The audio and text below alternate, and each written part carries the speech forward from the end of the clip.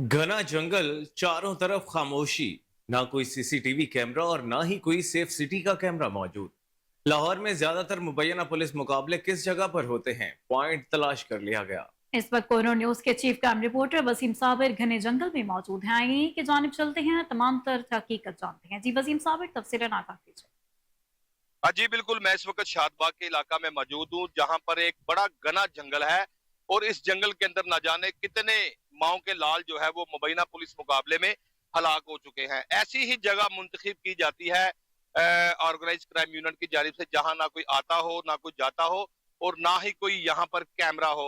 मेरा camera man अगर दिखा सके तो एक बड़ा घना जंगल है और इस जंगल के अंदर जो है वो मुबैना पुलिस मुकाबले किए जाते हैं। इससे पहले भी इसी जगह पर जो है वो मुबैना पुलिस मुकाबले किए गए, क्योंकि जब सरकारी गाड़ी आती है तो उसको मेन रोड पे खड़ा किया जाता है। मेरे इर्द गिर्द आमने सामने कोई भी ऐसा कैमरा मौजूद नहीं है जो कि किसी भी चीज को कैच कर सके, क्योंकि इस जगह पर कैमरे लगाए नहीं गए, लेकिन लगाने की जरूरत है। लेकिन घना जंगल इसलिए मैं कह रहा हूँ कि इस घने जंगल के अंदर जो है वो कई माओ के लाल जो है वो अपने खाल के हकीकी से जा मिले हैं।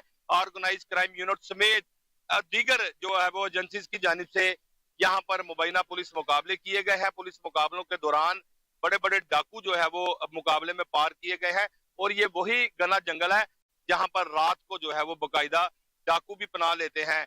ये सारा इलाका जो है वो बदामी बाग और इसके अलावा शाद बाग, गुजरपुरा, इसी तरह से चलता हुआ बंद रोड के साथ साथ एक बड़ा घना जंगल है और रात के पहरे में यहाँ पर बहुत सारे क्राइम होते हैं। अगर आप गुजरपुरा की बात कर लें तो गुजरपुरा के जंगलों में भी खवातीन के साथ जो है वो मुबैना तौर पर ज्यादतियां की जाती रही और इसके अलावा साथ हमारे रिंग रोड भी लगता है जहां पर मोटरवे के करीब खातून के साथ भी ज्यादती की गई थी।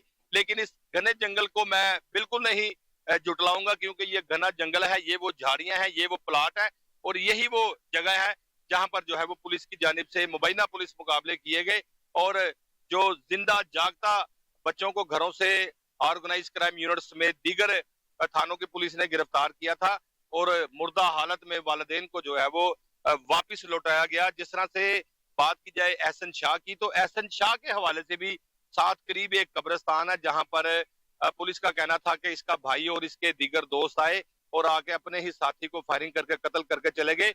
लेकिन हमारे जराये के मुताबिक ये बात सामने आई कि ऑर्गेनाइज क्राइम यूनिट ने और बाकायदा तौर पर यहाँ पर एक मुबैना पुलिस मुकाबला किया और जिसमें कहा जा रहा था कि पिस्टल की बरामदगी के लिए लेके जा रहे हैं, लेकिन कोई ऐसी शवाहिद, कोई ऐसी सीसीटीवी फुटेज सामने नहीं आई कि उसके साथी कहां से आए और कहां चले गए।